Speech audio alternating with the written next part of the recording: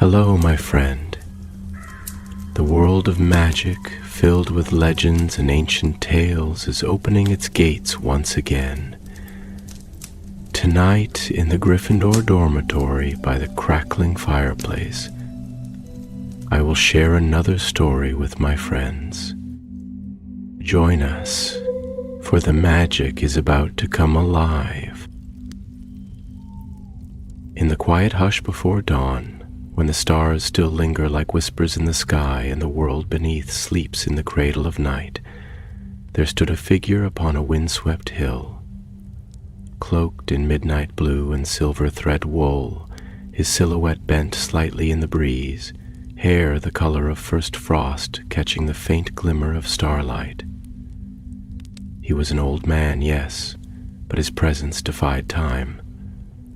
His eyes held galaxies, and his heart bore the weight of centuries. This was Albus Dumbledore.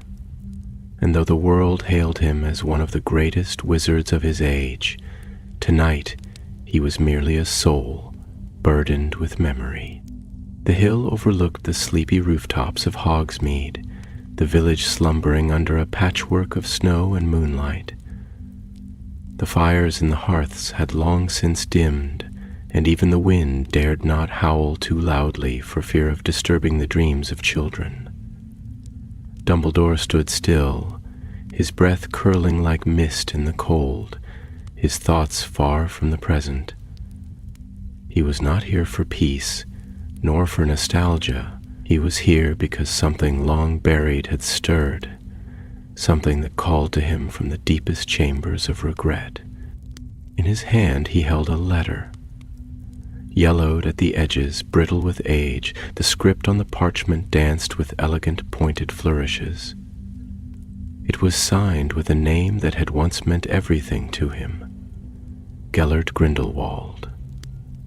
The ink was old, the message brief, but the meaning, oh, the meaning ran deep like veins of silver beneath the stone. Come, if you dare. The past is not finished with us, Albus. There is still one truth we left unspoken. You will find me in Nurmengard. Nurmengard, a fortress turned prison, a place where the shadows of ambition and idealism still clung to the cold stone walls. It was the place where Grindelwald had been held for decades, locked away from the world he once tried to conquer, and yet, even now, he beckoned. Dumbledore folded the letter, sliding it carefully into the folds of his robe. His hands trembled, not from the cold, but from the memories rushing back with the letter's weight. The summer in Godric's Hollow, the laughter beneath apple trees, the dreams spun like silver thread in the quiet hours of evening. And then, the duel, the fire, the scream, the blood pact that sealed their bond and their doom. He turned from the hill and began the descent, boots crunching softly through the snow. Each step felt like walking backward through time, into the fog of what might have been. The castle loomed in the distance now, its spires rising like fingers against the paling night. But his journey would take him far beyond Hogwarts. To understand the now, he would have to relive the then. The wind picked up, carrying with it the scent of pine and distant firewood. In that moment, the world seemed to exhale, as if even the air remembered what had been. Albus reached into his pocket and withdrew a small object, an amulet shaped like a serpent coiled around a stone of deep sapphire. It pulsed faintly in his hand, warm despite the cold. It was the last relic of their shared dream, a symbol of what they had once wanted to build together, a world where wizards ruled wisely over muggles, where power meant peace and the strong protected the weak. A beautiful lie, forged in the fires of youthful arrogance. They had called it the Vision, and it had nearly destroyed them both. He closed his fist around it, whispering to the night, Why now, Gellert? Why wake the past? But the night, as always, gave no answer. As the sun began to rise, casting pale gold upon the snowy fields, Dumbledore apparated from the hilltop with a soft crack. The world shimmered and twisted, and the light of morning was replaced by the cold, gray walls of a place built from stone and silence. Nurmengard. The prison loomed like a specter, its black towers reaching toward a sky choked with winter clouds. Wards layered thickly upon wards hummed in the air, a magic of containment and vigilance. No visitor came without purpose, and no prisoner left without consequence. A guard in enchanted armor met him at the gate, bowing stiffly before unlocking the great iron doors. No words were exchanged. They knew who he was, and they knew who he came for. The corridor was narrow, lit by torches that flickered blue against the damp walls. The air was heavy, pressed with the weight of memories too old to speak. Each step echoed with finality. And then, at the end of the passage, a door. Plain, heavy, bound in ironwood. Beyond it waited the man who had once been his reflection, his friend, his rival, his greatest love and his greatest failure. Dumbledore paused. He closed his eyes and listened to the silence, hoping to find some trace of the boy who had once stood at his side. But the silence offered only the creak of distant stone and the whisper of time. He opened the door. The chamber was simple. A stone bench, a small table, a single barred window through which no light passed, only shadow. And in the center sat Gellert Grindelwald. He was older, of course. Time had etched itself deep into his features, lines like rivers carved by regret and defiance. But his eyes were the same, icy, brilliant, cunning. They met Dumbledore's gaze and did not waver. "So," Grindelwald said, voice low, velvet with memory, "you came." Dumbledore stepped forward, his voice equally soft, yet carrying an undercurrent of iron. "I did." There was a long silence between them, a pause that felt less like hesitation and more like reverence. Two titans of magic, now men stripped of their grandeur, standing in the ruins of what they had once believed in. "You look tired, Albus," Grindelwald said, a faint smile ghosting across his lips. "And you look exactly the same," Dumbledore replied. "Like a page I forgot to turn." A chuckle, dry as parchment. "Still poetic, I see. That hasn't changed." They stood in silence once more until Dumbledore reached into his robe and produced the amulet. Grindelwald's gaze sharpened, the flicker of interest undeniable. "So you found it?" "No," Dumbledore said quietly. "You left it for me to find." Grindelwald leaned back, studying him. "And you still wear it?" "I wear it," Dumbledore said, his voice low and steady, "to remember what we lost." The chamber seemed to darken, as though the weight of their past had pressed against the very stones. And in that moment it was clear, this was no simple visit, no act of closure or curiosity. This was the beginning of something long delayed, a reckoning. Outside, the snow began to fall, silent, relentless, and the past began to breathe again. Time, within the stone ribs of Nurmengard, did not pass in hours or days. It lingered, as though the very architecture devoured the movement of the sun, trapping the air and everything in it within a slow, relentless stillness. Dumbledore stood with his back to the door, his eyes not yet adjusted to the dull light that spilled like weak tea across the floor. The amulet in his palm pulsed like a heartbeat once shared, its warmth alien in a room grown cold from years of unspoken truths. Across from him, Gellert Grindelwald remained seated, his fingers steepled beneath his chin, his posture languid, almost theatrical. Yet his eyes were sharp, dissecting Dumbledore with the precision of a scalpel, peeling away decades as if they were nothing but thin sheets of parchment.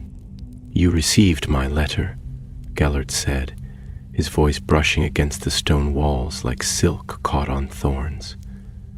There was a restraint to his tone, the careful control of a man who had spoken to no one of import for years, who now found himself both relishing and resenting the return of the one person who could unravel him with a glance. "I wasn't sure if you'd come. I thought perhaps you had decided that silence was the final answer between us." Albus did not speak immediately. Instead, he let his gaze settle upon the man who had once been his equal in brilliance, his partner in vision. The years had not been kind to Grindelwald's body.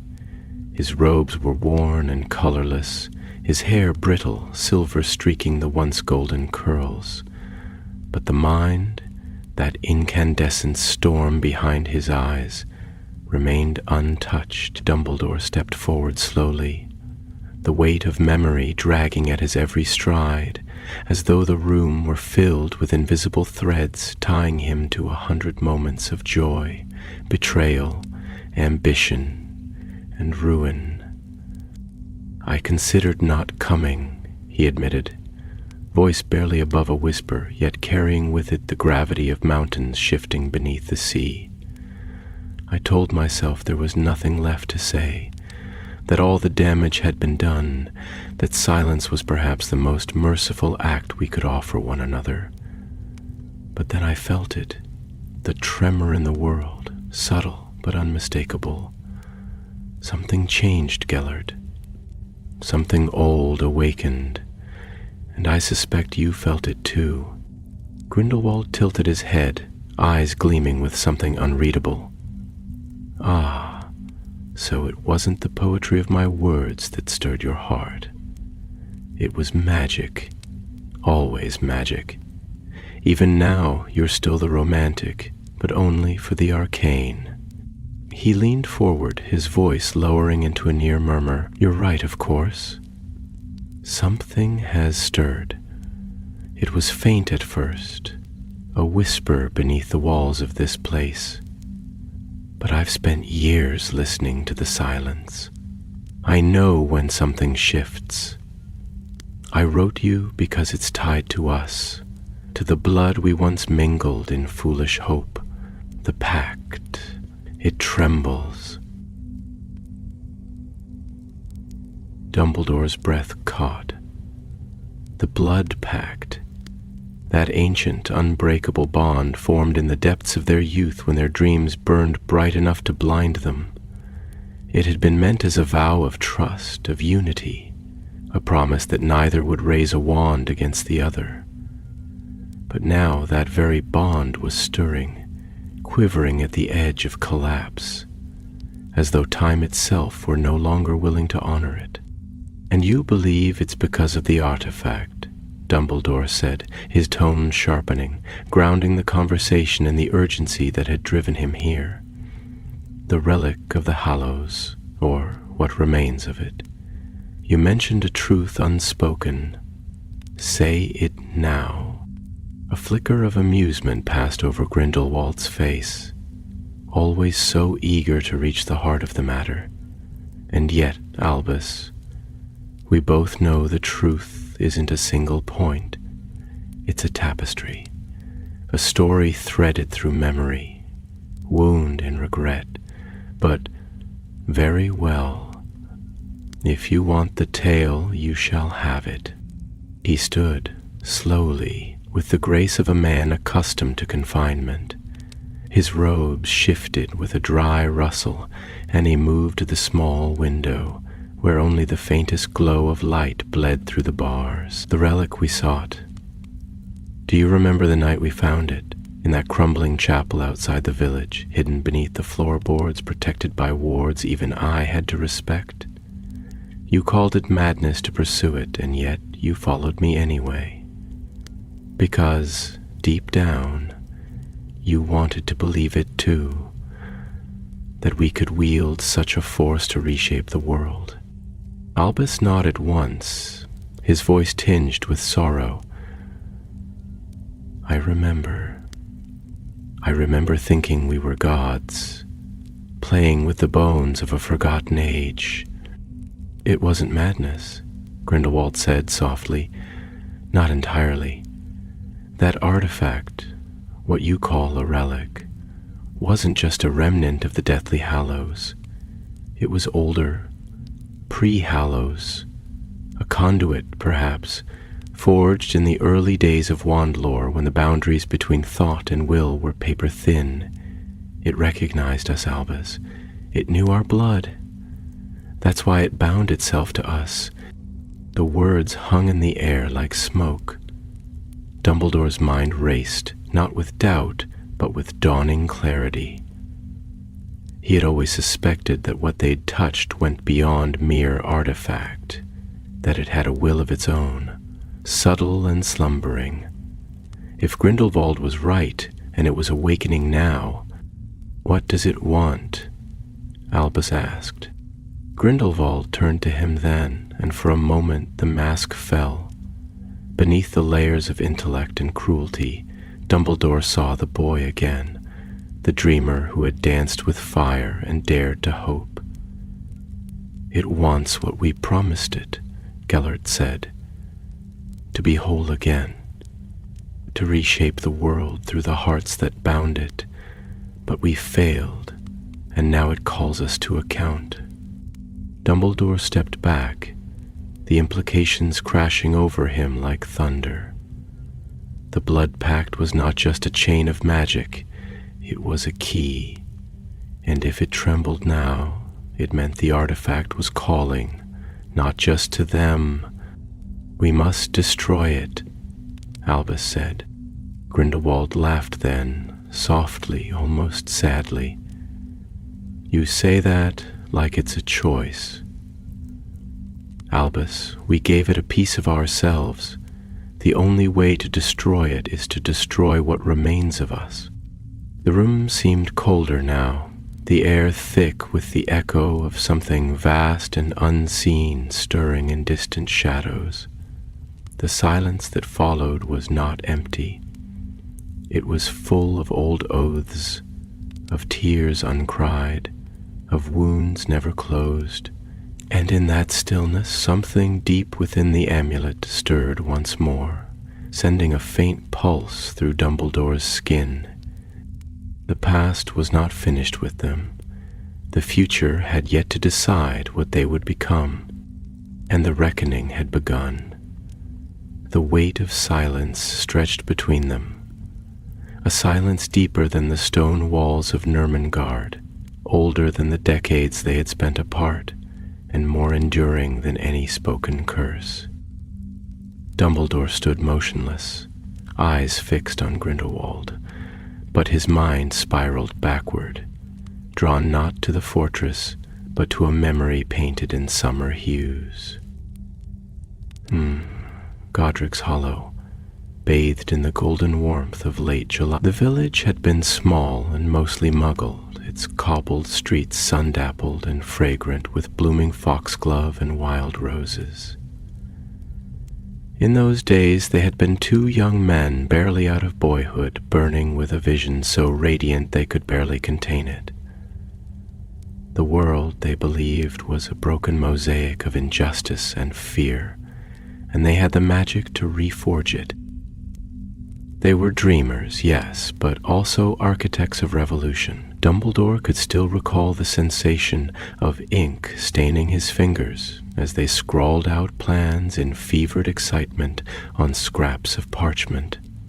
Maps of power, structures of rule, ideals swaddled in soft philosophy and sharpened with steel.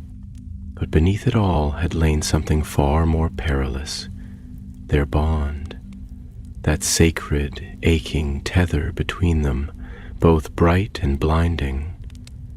It had begun innocently enough, a shared laugh, a brush of hands over old books, long discussions under stars too vast to name, yet it grew into something so consuming that it unraveled them from the inside out, not because they loved each other, but because they loved too much. And now that same bond, once a promise, now a chain, had begun to shudder.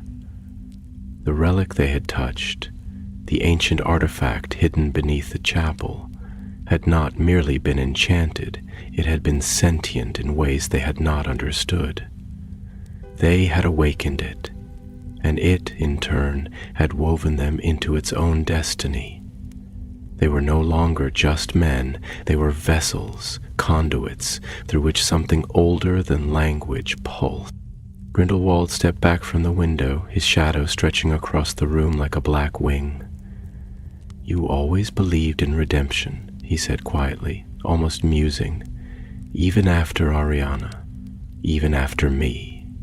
You clung to the idea that we could fix things by doing good, by teaching, by loving the world into submission. But some scars are too deep, Albus. Some truths demand fire, not forgiveness." His gaze, now fixed and piercing, bore into Dumbledore's with terrible clarity. "You know what the relic needs. You've always known. That's why you buried it in your mind, locked it behind guilt and grief. But it's awake now. It's seeking us. And if we do not act, someone else will." Dumbledore's voice, when it came, was low, measured, and threaded with weariness. "You want me to help you find it again?" He didn't need to ask. He had seen it in Grindelwald's eyes the moment he stepped into the room. The flicker of hope, the spark of the old Gellert, desperate not just to wield power, but to make meaning of their ruin. "You think that together we can unmake what we created?" "I don't think," Grindelwald replied. "I know." He crossed the chamber, the chains around his ankles whispering across the stone. "We are the key, Albus, not just metaphorically. The relic was bound to us in blood.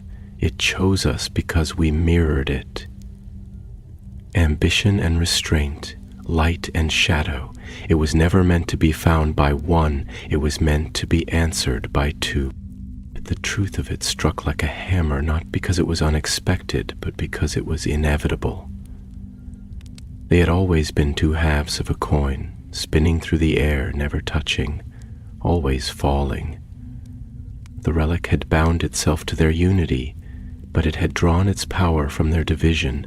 The duel that shattered their bond had also fractured the artifact's slumber, sending ripples through the magical ether, the first of which was just now reaching the shores of reality. It made sense now, why the blood pact had begun to tremble, why spells once cast in permanence had begun to loosen.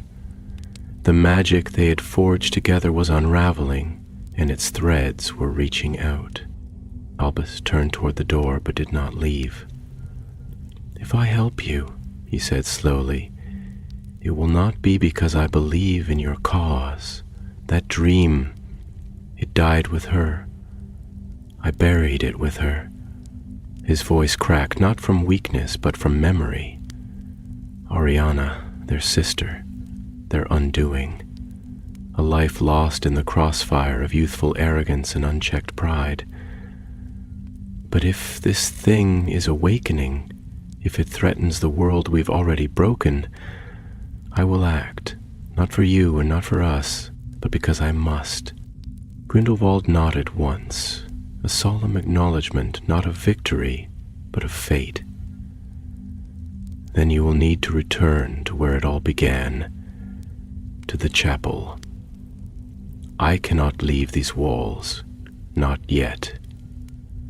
But you can, and it must begin with you.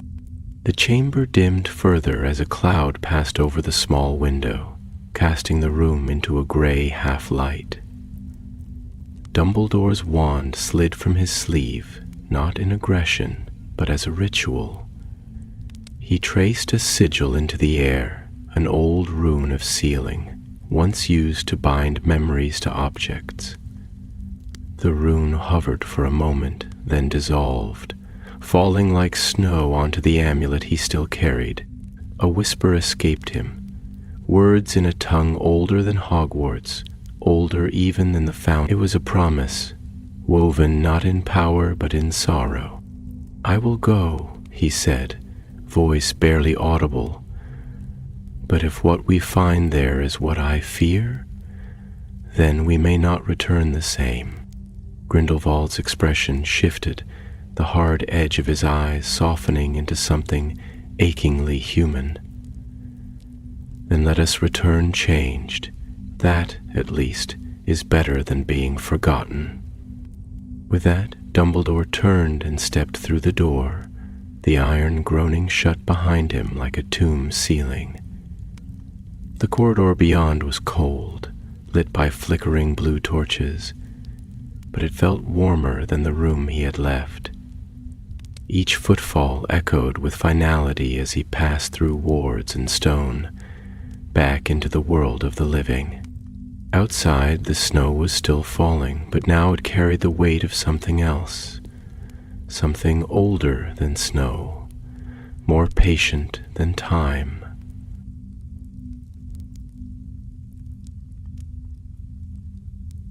And in the hidden corners of the world, the relic stirred.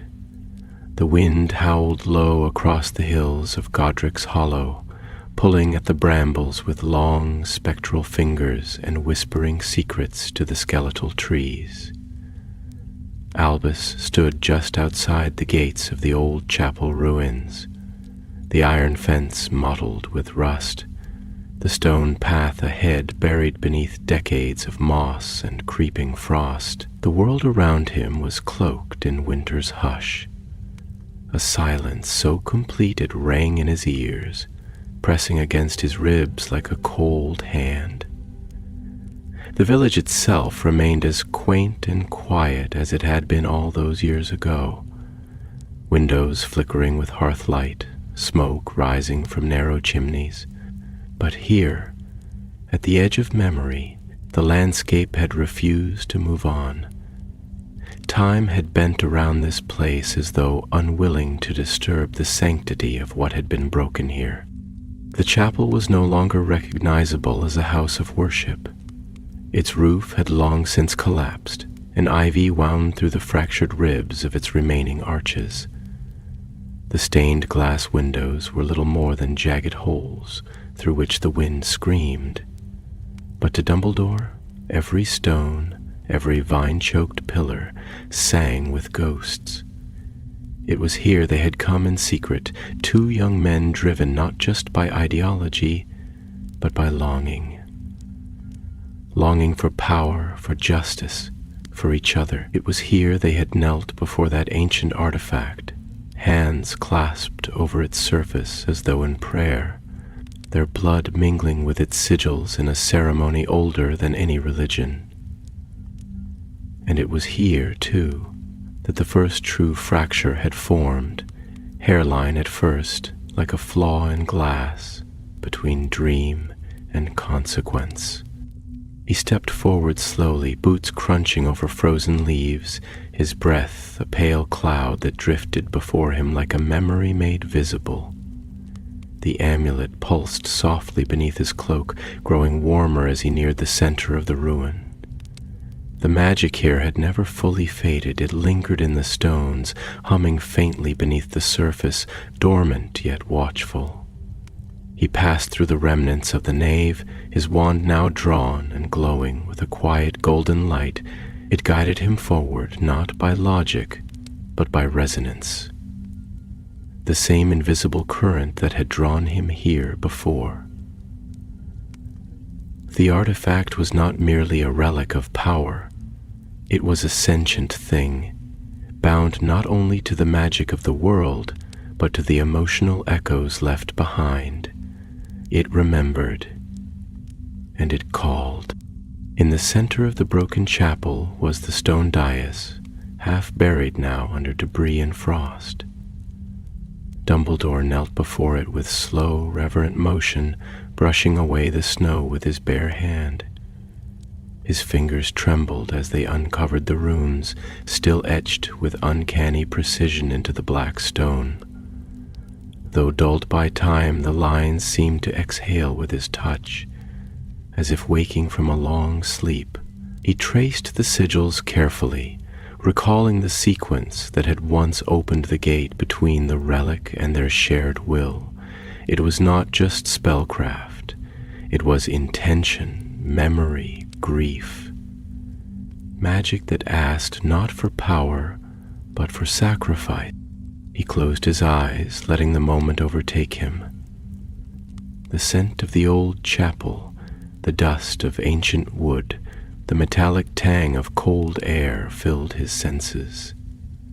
He could almost hear Gellert's voice beside him again, not the voice of the prisoner in Nurmengard, but the younger voice, rich with promise, trembling with anticipation. "We are more than what the world has allowed us to be," that voice had said. "We can remake the order of things." And in that moment Albus had believed him, had wanted more than anything for the world to be remade in their image. But love, like magic, is a blade that cuts both ways, and when it broke utterly.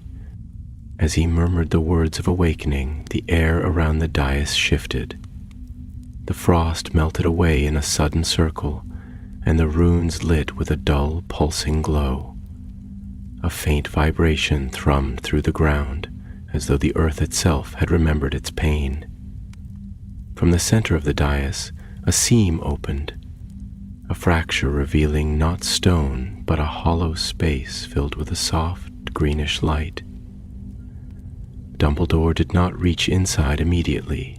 He waited, watching the glow dance like liquid thought. The relic was waking. Not entirely, not yet, but enough. Reached in slowly, his hand disappearing into the light, and felt the smooth, impossibly cool surface of the object nestled within. When he drew it forth, the chapel seemed to inhale. The relic was no larger than a book, its surface engraved with interlocking circles and angular glyphs that shimmered faintly with every turn of the wrist. It pulsed with a rhythm that matched the amulet at his chest. As if in response, the amulet grew hot enough to burn through fabric, and Dumbledore grimaced, wrenching it free before it seared skin. The moment the two artifacts were close, a surge of energy passed between them like lightning arcing across stormy skies. He staggered back, eyes wide, as the relic began to speak, not in words, not in language. It spoke in memory. Visions rushed into his mind, not only of his own past, but of Grindelwald's. He saw the firelit face of Gellert as a child, clutching his wand in a forest of shadows. He saw the pale, tear-streaked face of Ariana as she screamed beneath a torrent of magical backlash. He saw Grindelwald in Durmstrang, a tempest of brilliance and cruelty, and saw himself in that summer of dreams, eyes filled with starlight and ambition. And then he saw what had been hidden even from him, a vision of the relic's creation, not by death, as the legends of the Hallows proclaimed, but by a cabal of wizards whose names had been lost to time. They had forged it not to conquer, but to contain, to hold the balance of magic between opposing forces. It was never meant to be wielded, only preserved. The visions faded, and Dumbledore fell to his knees, the relic cradled against his chest, his breath coming in short, ragged bursts. The implications were enormous.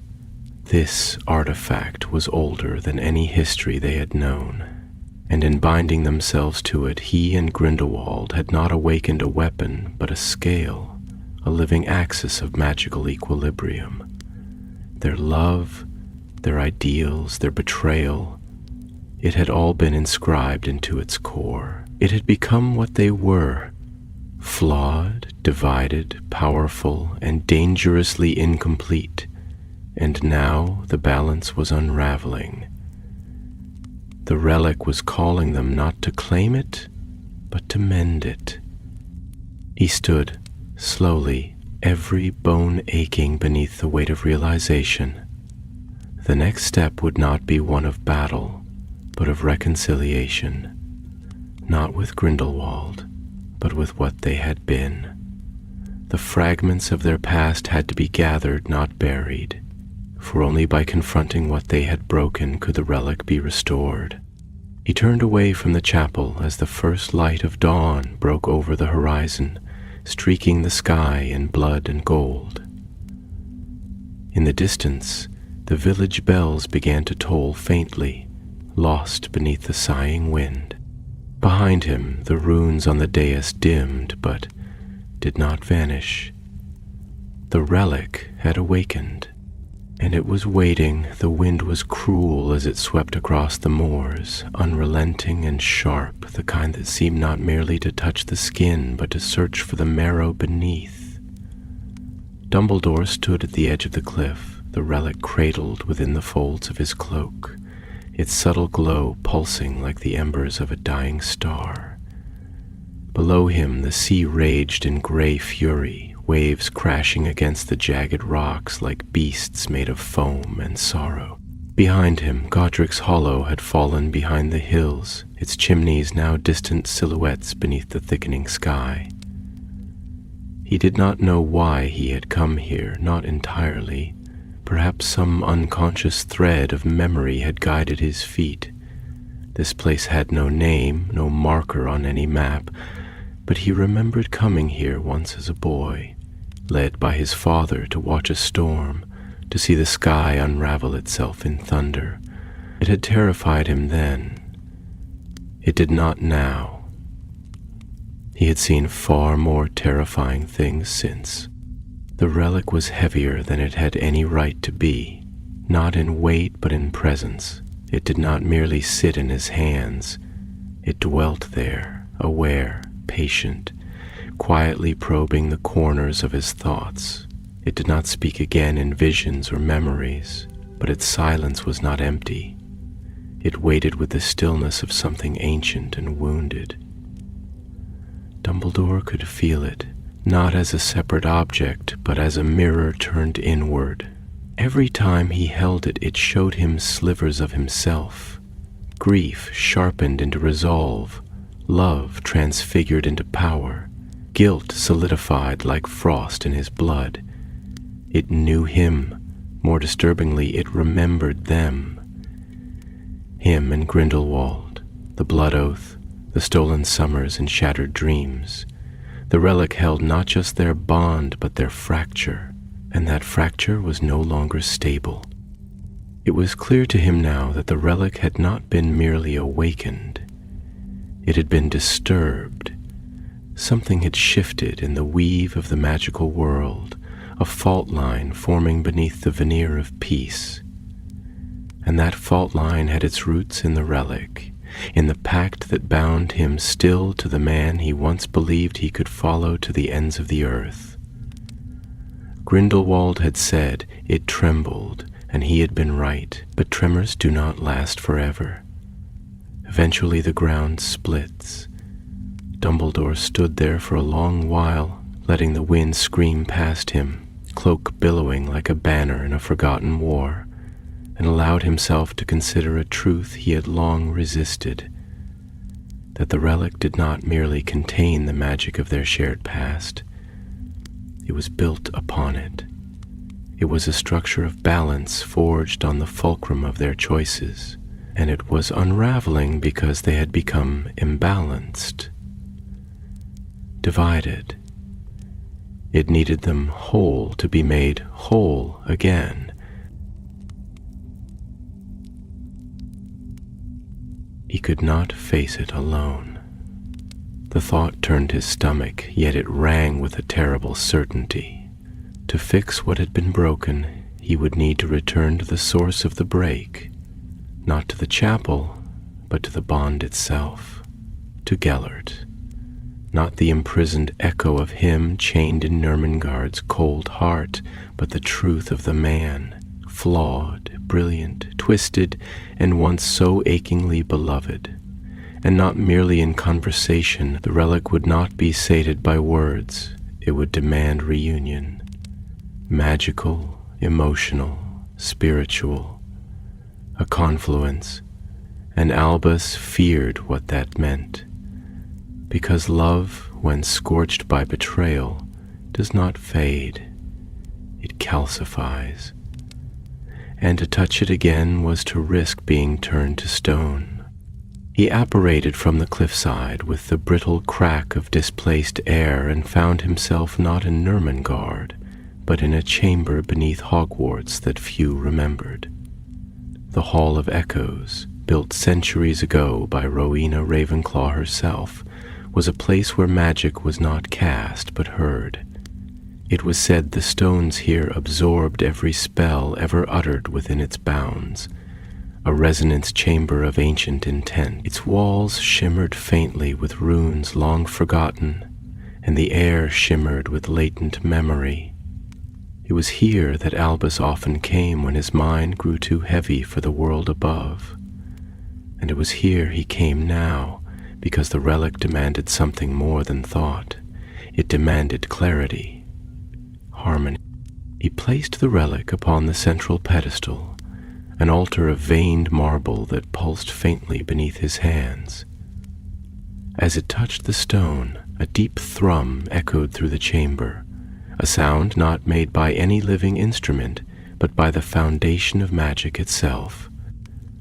The room darkened at the edges as the relic responded to the space, feeding on the memories soaked into the walls. Slowly, reluctantly, Albus lowered himself into a seated position before it, legs crossed, hands open, eyes closed, and the chamber came alive, not with light but with memory made sound. He heard their laughter, distant and fragile, the clink of goblets, the rustle of parchment in summer grass, the low murmurs of forbidden plans drawn in candlelight. Then, more harshly, the shout of accusation, the crack of splintering wood, the sob of a sister's final breath, the duel, the rupture, and through it all the whisper of the relic, threading these sounds into a tapestry of mourning. He let it in, all of it. He let it carve through him like a river reclaiming a forgotten bed. He felt the old ache, the love that had never entirely died, the guilt he had disguised as wisdom, the hope he had smothered for safety. He remembered the boy he had been, brilliant, vain, yearning, and the boy Gellert had been beside him, fierce, radiant, dangerous. And he understood at last that what had broken between them was not a dream. It was faith, not in the world, but in one another. And until that was addressed, healed, or ended, the relic would continue to unravel. The thrum slowed, the chamber dimmed. He opened his eyes, breath ragged, chest hollowed. The relic now lay silent on the pedestal, but its glow was steadier, as if waiting for the other half of its equation to arrive. And so it must.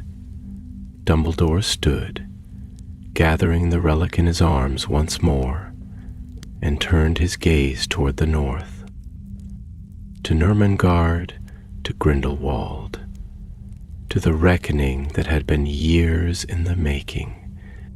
And this time, it would not be words alone. It would be the joining of broken truths, the surrender of old masks, and the final answering of the question that had haunted him since the summer of his youth. What remains when love fails to save us? The relic pulsed once more, a heartbeat not of power but of promise, and Dumbledore walked into the dark. The road to Nurmengard was not one paved by stone or distance, but by the winding, fractured corridors of memory. As Dumbledore moved through the frost-laced highlands that bordered the Austrian wilderness, the relic secure within the folds of his cloak, he found that the world itself seemed to grow quieter with each step. Trees stood solemn and bare, their skeletal limbs reaching skyward like ancient sentinels bearing witness to the passage of something long awaited. The snow fell in slow spirals, not violent, not aimless, but as though each flake were guided by a memory drifting gently from the heavens. The silence pressed in, not with malice, but with anticipation, as if even the wind was holding its breath for the meeting to come. Nurmengard rose into view not as a building, but as an omen, a silhouette etched against the sky like the tooth of some long-dead giant. Its towers were blacker than shadow, its windows mere slits of dark intent. Once it had been a monument to Grindelwald's vision, a fortress built to contain enemies of his cause, crafted not simply as a prison, but as a declaration. Now it stood broken by time, its outer walls crumbling, its banners long since torn by the very winds of the world he had failed to command.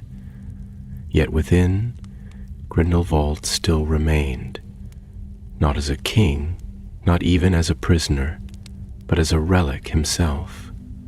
A soul preserved, suspended within the amber of regret. Dumbledore passed through the gates without resistance. The guards, fewer in number and older now, recognized him not by title but by weight. There was no need for questions. The relic, hidden though it was, announced itself. Magic of that age and power could not be disguised. It hummed like a low chord struck on some celestial instrument, reverberating through stone and marrow alike. As he moved down the cold, torchlit corridors, he felt the pull tighten, like gravity or guilt. The door at the end awaited him, the same door he had passed through before, where words had exchanged between two ghosts who had once been gods in each other's eyes. But this time he did not knock. The door opened at his touch, and he stepped inside without pause.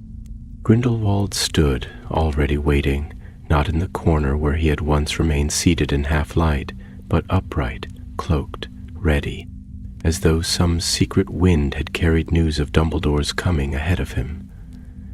His face had not changed since they last spoke, but his presence had deepened. There was something quieter now in the set of his shoulders, something brittle and bare. He looked less like the architect of a new world and more like the final stone in a crumbling one. But when their eyes met, that ancient flicker passed between them. Recognition, yes, but something more raw, something elemental. "You brought it," Grindelwald said, and it was not a question. Dumbledore nodded, drawing the relic from his robes. As the light bled into the chamber, both men stilled. The relic's glow was no longer soft or searching. It was fierce now, resolute, and the moment it came into full view, the air within the room shifted. The walls groaned faintly, and the torches dimmed as if the very architecture bowed beneath the pressure of what had returned. For a long moment, neither spoke. Grindelwald stepped forward slowly, eyes fixed not on the relic, but on Albus's face. "Why now?" he asked. Not with bitterness, but with the fatigue of someone who had waited far too long for an answer he feared he no longer deserved. Dumbledore's voice was low, hollowed out by the weight of time. "Because the world we built, however briefly, however wrongly, did not end when we abandoned it. Because the relic we tied ourselves to did not die when our bond shattered. It endured, it recorded, and now it demands what we refuse to give it, resolution." Grindelwald reached out, hesitated, then drew back. "You mean to say it remembers us, even after everything?" "No," Dumbledore said. "It doesn't remember. It is us." And in that moment, the relic reacted. A sharp beam of light surged from its core, striking both men in the chest. Not violently, but intimately, like a breath shared between two mouths too long denied one another's truth. The light did not burn, it illuminated, drawing from them memories they had buried so deeply they had forgotten they existed. Suddenly, they were no longer in the prison. They stood together on the lawn of the summer house in Godric's Hollow, not as they were now, but as they had been, young, unscarred, Gellert with fire in his eyes, his laughter like music, Albus with wonder in his gaze, his heart wide open. Around them the golden grass swayed in slow motion, and the sun filtered down as if reluctant to end the day. They watched, not as dreamers, but as witnesses to their own beginning. "You said you'd change the world," Dumbledore whispered. "And you said I'd destroy it," Grindelwald murmured back. And then the scene shifted. Flames now, smoke, Ariana's scream, the sound of spells colliding in chaos, the blood, the silence that followed, ringing louder than the duel itself. And then another shift. Nurmengard, the duel, the prison, time spiraling in on itself, folding every echo of their history into a single searing moment of reckoning. They were returned to the chamber, breathless, trembling. The relic hovered between them now, floating of its own accord, glowing with impossible light. And then it split. Not shattered, but divided. Cleanly, precisely, forming two halves that hovered in place. One turned to Dumbledore, the other to Grindelwald. It was not a punishment. It was a choice. Albus stepped forward first. His fingers closed around the half offered to him, and a warmth passed through his arm, comforting, painful, pure. He looked to Gellert, who stared at his own half as though it were both salvation and judgment. "You don't have to," Albus said softly. Gellert's eyes lifted, not defiant now, but utterly bare. "I do," he replied. He reached out and took it, and in that moment the relic pulsed one final time. Not as a weapon, not as a key, but as forgiveness. And the chamber, for the first time in decades, knew peace.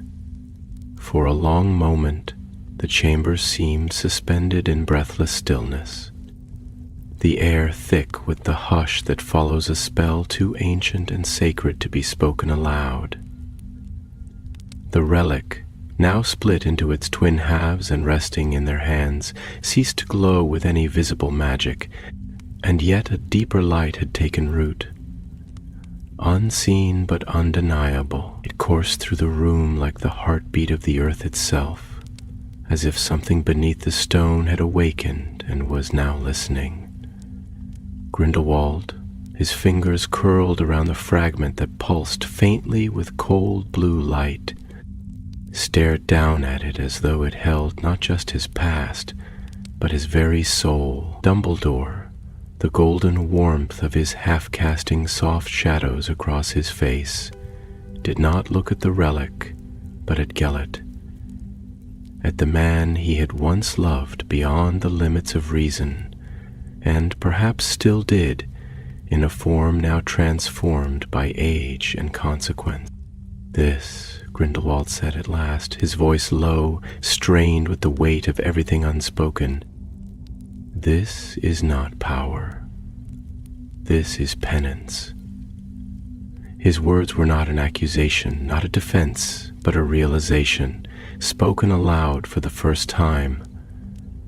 We thought we were building a vessel for control, but we were building a vessel for remembrance. Dumbledore nodded slowly, the silence between them dense with meaning. "Because control," he murmured, "is the illusion that led us astray. But remembrance? Remembrance is what the world needed, not domination, not escape, but truth." He paused, his eyes closing briefly, as if bracing himself against the echo of his own words. "It took us too long to see that what we created was not an instrument of rule, but a mirror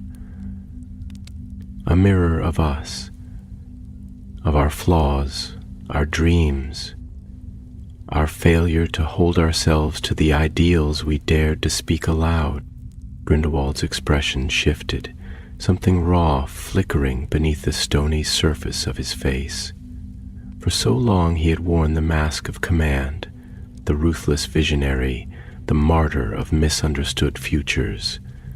But now that mask cracked, and what lay beneath was not the enemy of nations, but a man hollowed by the shadows he had once convinced himself were light.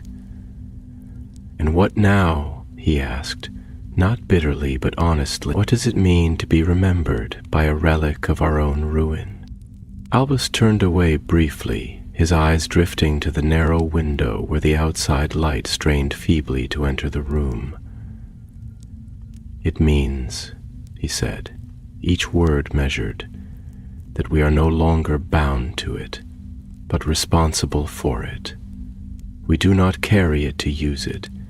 We carry it to ensure it cannot be misused again, by anyone, not wizards, not politicians, not even those who claim to act in the name of peace, especially not them." The relic halves pulsed again, and then, without sound, they moved, floating gently from their hands, rising together in the space between them. The light intensified, not blinding but transcendent, shifting through every hue of dawn, as if the relic were no longer dividing but harmonizing. The halves drew together, not as they had been, not as a single object, but as a new form altogether. The edges blurred, melded, spiraled inward like galaxies collapsing into a single star. It hovered now as a sphere of pure light, humming softly, waiting. Dumbledore looked at Grindelwald, and for the first time since their youth, there was no fear in his eyes, no sorrow, only resolve, and the faintest trace of mourning made gentler by time. "It asks us one final thing," he said quietly, "not for magic, not for blood, but for truth." Grindelwald raised his gaze and his voice came steady and bare. "Then let us give it." And so they did. The relic descended once more, and together, side by side, they placed their hands upon it. And in that instant everything changed, not in the way of explosions or spells or cataclysms, but like the turning of a great tide that had waited centuries to shift. Their memories unfolded, not as individual visions, but as a shared tapestry. Albus saw the moments of his own arrogance, the blindness of pride, the years of hiding behind titles and silence. Gellert saw the flickers of cruelty that had not been born of hatred, but of desperate longing to matter, to change a world that had never accepted what he was.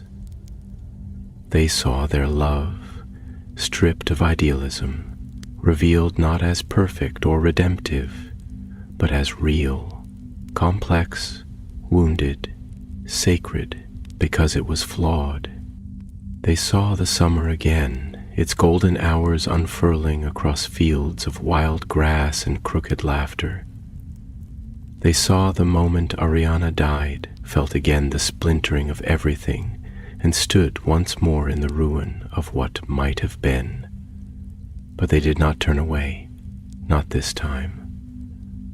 They watched the entirety of their lives, together and apart, unfold like a scroll of silk, and when the last image faded, they remained chained.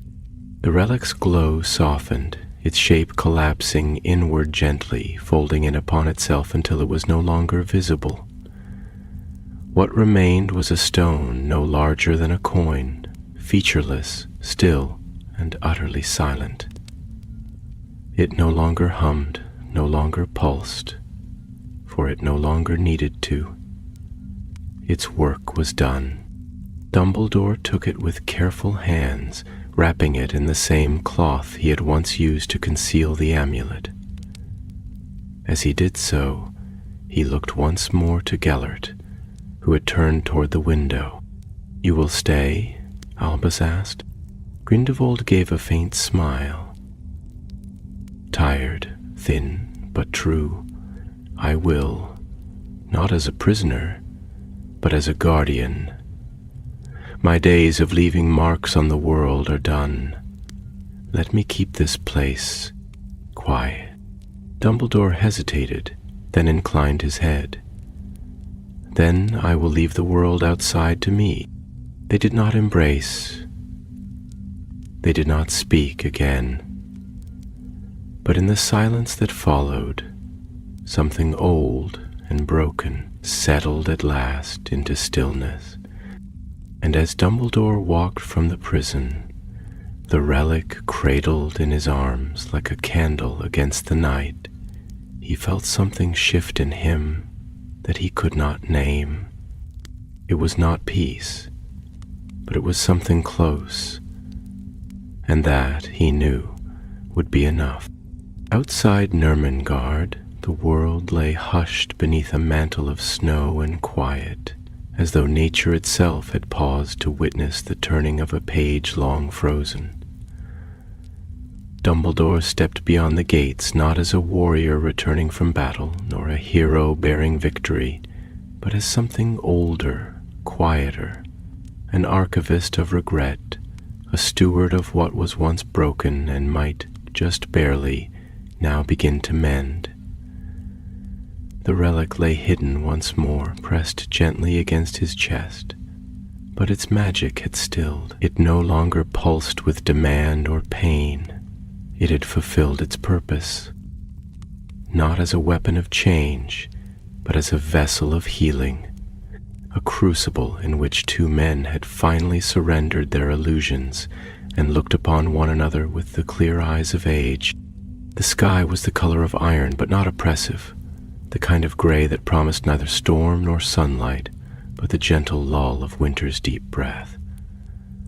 Dumbledore made his way down the path slowly, his thoughts moving not in sentences but in sensations, half-formed memories, impressions that had no need for words. He felt as though a great weight had been eased not from his shoulders but from the inner corridors of his being, places that even he had not dared enter for decades. The moment with Grindelwald, their hands on the relic, their past laid bare, had not erased the scars, but it had named them, and sometimes the naming of a wound is the first true healing it can ever know. He reached a clearing where the trees bowed low under the weight of snow, their limbs etched with frost like delicate filigree upon ivory parchment. Here he paused, drawing in a long breath that misted in the air before him. He turned slowly, facing north again, and though Nurmengard was no longer in view, he could still feel it. A dark tower now made a sanctuary, not by its stones or wards, but by the presence of a man who had finally chosen silence over fury. Dumbledore closed his eyes and bowed his head, not in mourning, but in something more intimate. A benediction, perhaps. A farewell to a part of himself he could finally let go. He thought of Gellert then, not as the world remembered him, a monster, a tyrant, but as he had truly been. A boy with a soul ablaze, with too much fire and too little fear. They had dreamed together, yes, and that dream had warped beneath their feet. But for a time, it had also soared, and there was something in that memory, not pure but real, that was worth keeping. Not to resurrect it, but to honor it. With the relic now inert, Albus considered what must come next. It could not remain with him, not because he feared its power, but because power, when hoarded, breeds blindness. The world had nearly torn itself apart over the Hallows, and this artifact, older and more inscrutable, was no less tempting. To hide it again would only postpone the danger. It needed to be protected, yes, but more than that, it needed to be remembered rightly, not as a treasure, not as a prize, but as a testament to what happens when ambition outpaces empathy, when love is contorted by shame, and when memory becomes a weapon rather than a guide. He would bring it to the place where all things began and ended in the wizarding world, Hogwarts. But not to store it, not to bury it beneath 1,000 enchantments in the forbidden vaults, no. He would place it in the one place where memory had always lived, and where understanding could take root among those still learning what it means to choose wisely. The Pensieve. Within the headmaster's tower, where the air shimmered with the scent of ink, wax, and ancient dust, there stood the shallow stone basin, ringed with runes of remembrance. It had been the repository of his own recollections for many years, a sanctuary where thought could become sight and reflection could lend clarity. It would now serve a higher purpose. The relic, through his magic and Gellert's, had preserved not just memory, but the very essence of their shared journey. Its hope, its ruin, and the quiet redemption that had waited so long to arrive.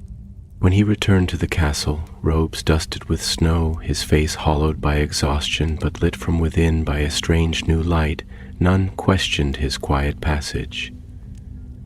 The portraits in the corridor bowed their painted heads, not from obligation, but from recognition. Something had shifted, something had ended, and something else had been born. The echoes of that truth moved ahead of him like light preceding dawn.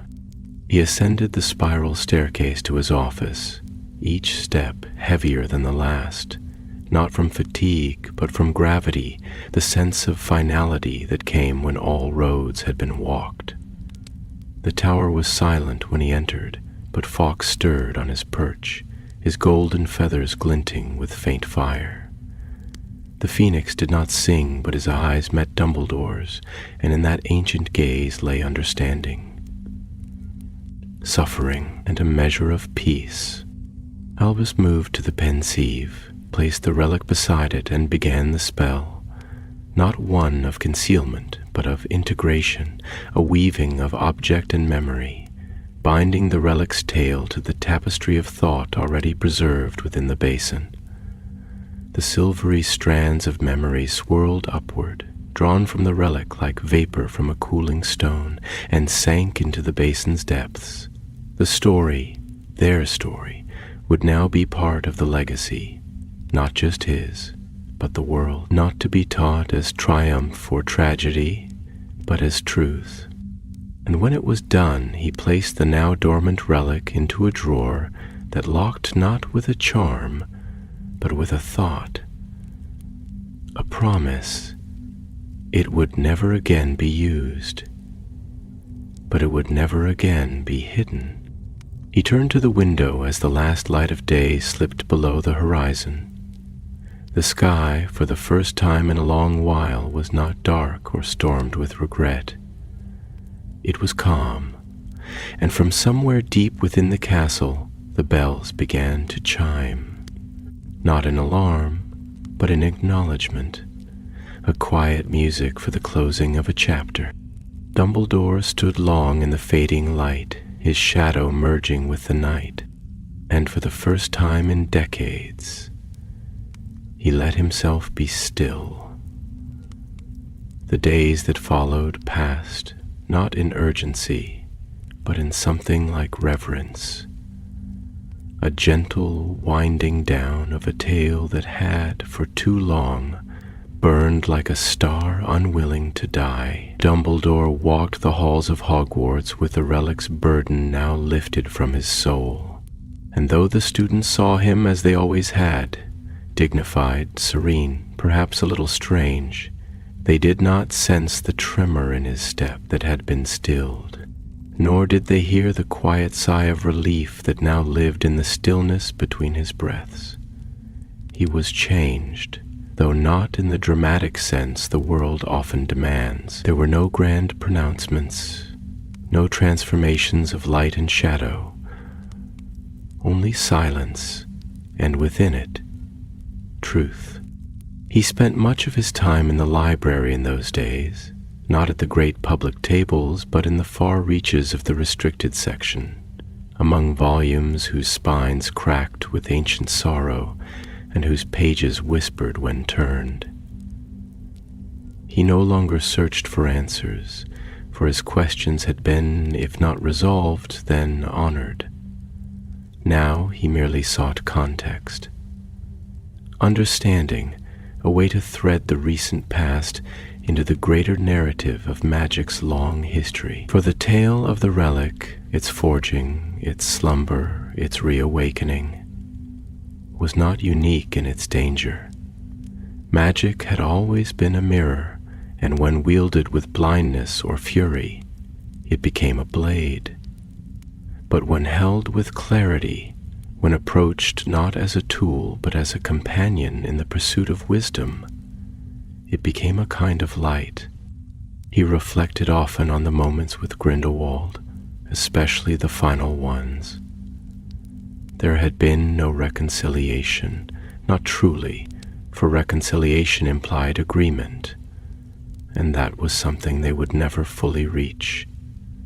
But there had been understanding, and in that understanding there had been a deep, unspoken forgiveness. Not the kind given in absolution, but the kind that simply ceases to condemn. It was enough, and in the end, that was what mattered. Not the grandeur of their once shared vision, nor the ruins it had wrought, but the stillness of that final moment, their hands upon the relic, their truths made visible. Albus no longer felt haunted by that summer. Its ghosts still stirred in the back corners of his mind, of course. How could they not? Ariana's laughter beneath the trees, Aberforth's clenched fists, the cruel clarity of loss.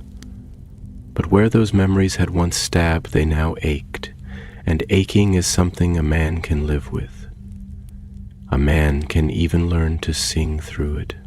He began to speak more often with the students, not just as a professor, but as a storyteller. In quiet corners of classrooms or during long walks across the snowy grounds, he would tell them tales of old magics, not in lectures, but in stories, carefully woven.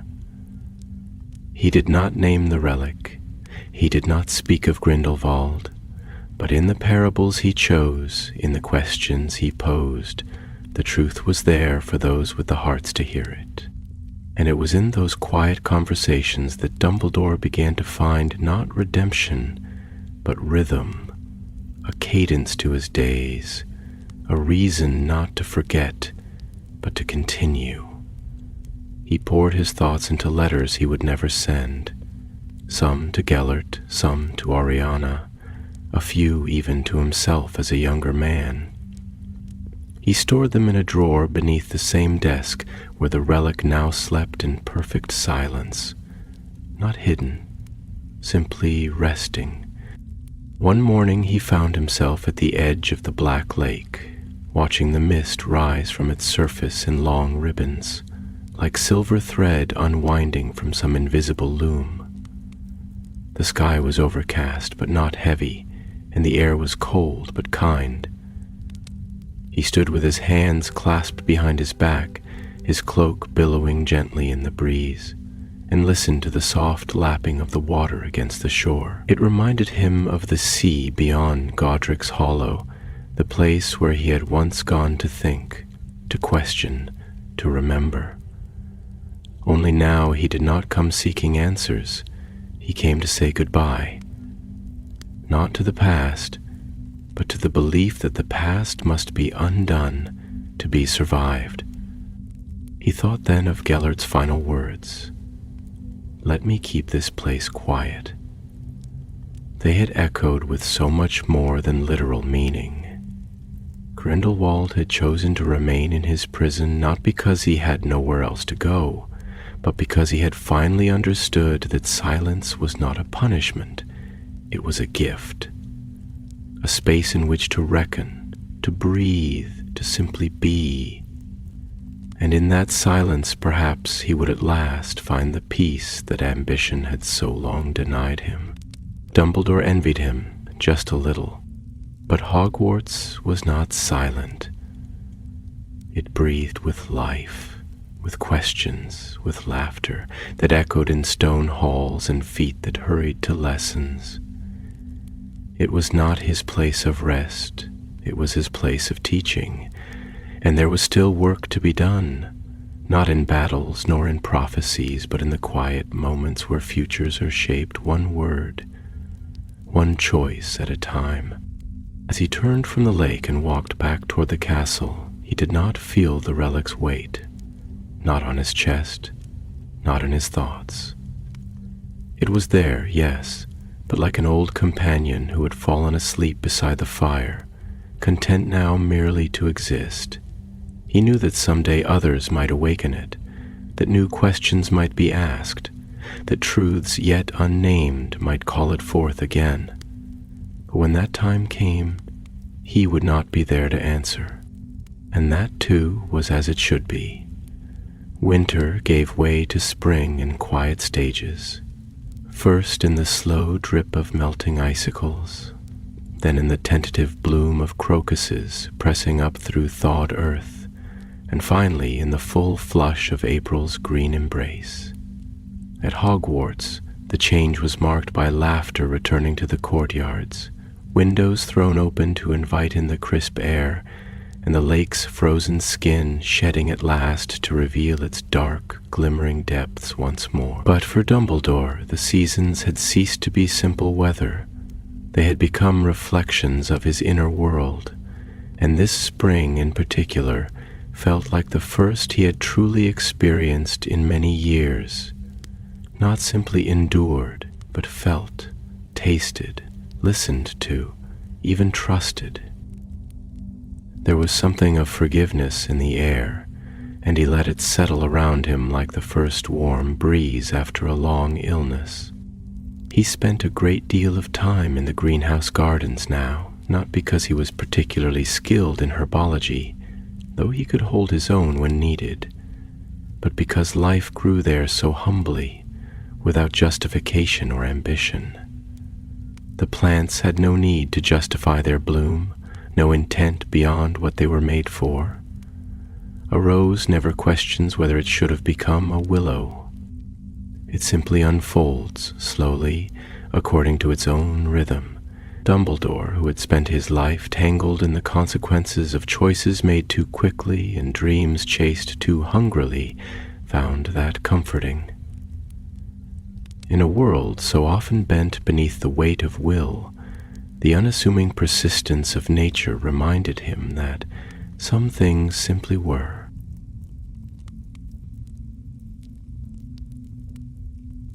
And yet not all things could be left to time and silence. There were still stories that needed telling, not in public, not in books, but in the quiet corners of trust. One evening, as the sun cast long gold beams across the stone walls, Dumbledore invited Minerva McGonagall into his study.